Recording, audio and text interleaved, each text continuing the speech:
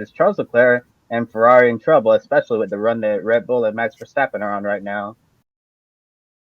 Kobe, Ferrari have been in trouble since 2008. This is nothing new, and everybody knows it. Every single weekend, we're on here on the wrap-up show. We lead off with Formula One, talk about the race that happened that morning, and we're always talking about how Ferrari, whether it's driver error, mechanical trouble, an engine issue, their strategists who are now notorious and continue to be notorious for messing things up. I still have no idea what they were thinking calling Carlos Sainz in right as he was in the middle of a battle there. And I guess they thought maybe they could serve the 5-second penalty and get him out of the way. Or get that out of the way for him, but they shouldn't have even had the 5-second penalty to begin with.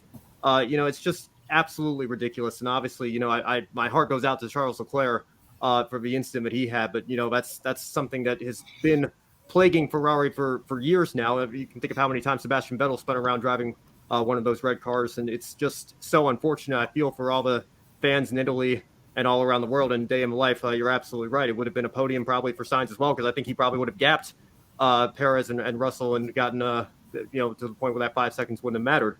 So they threw the podium away. Obviously, Leclerc threw his own race away, and I think Ferrari are absolutely in a heap of trouble at this point. There's Leclerc is 63 points behind Verstappen now, which is essentially 2.5 races. So if Red Bull have those unreliability issues come back, and Verstappen loses a couple of races there, I guess you could maybe say Leclerc would be right back in it, assuming he capitalizes and goes out and wins, which is no guarantee in Formula One.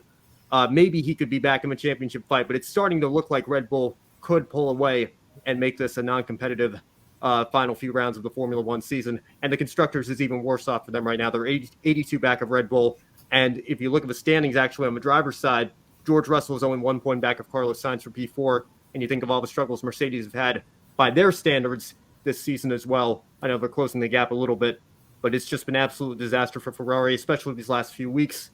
And it's unfortunate that these things continue to happen, as they've happened pretty much every year in one way or another since 2008. I understand we have a couple of comments coming in through the chat room here from Michael Tiller.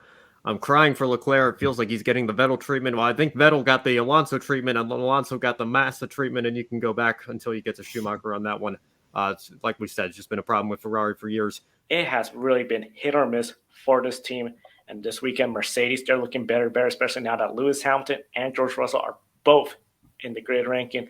Ben, is this an indication that Lewis Hamilton and George Russell can come out stronger in the second half of the F1 season and potentially outscore Ferrari? Don't be shocked if Mercedes finish second in the Constructors this year. And, I know that sounds crazy based on the pace that we've seen. It probably still sounds a little bit crazy based on the pace that Mercedes have. I know they closed the gap a little bit. I'm not saying I would put money on it, but when you look at the troubles that Ferrari seem to find themselves facing week in and week out, it wasn't just Leclerc losing all those points spinning out of the lead today. Obviously, Carlos Sainz had what probably would have been a podium taken away from him from their strategy. I just don't trust Ferrari to be able to bring home second in the Constructors, let alone taking the fight to Red Bull for the first. It's a very uphill battle at this point for Charles Leclerc, and I think the Constructors is pretty much sealed up at this point unless Red Bull's unreliability starts to come back. But I think Red Bull are going to start to pull away a little bit, and Mercedes, assuming that they continue to close the gap as well. We know Lewis Hamilton's a 7-time world champion, and George Russell has been better than him so far this season with this new Mercedes car. Don't be shocked if Mercedes can take the fight to Ferrari as the season goes on.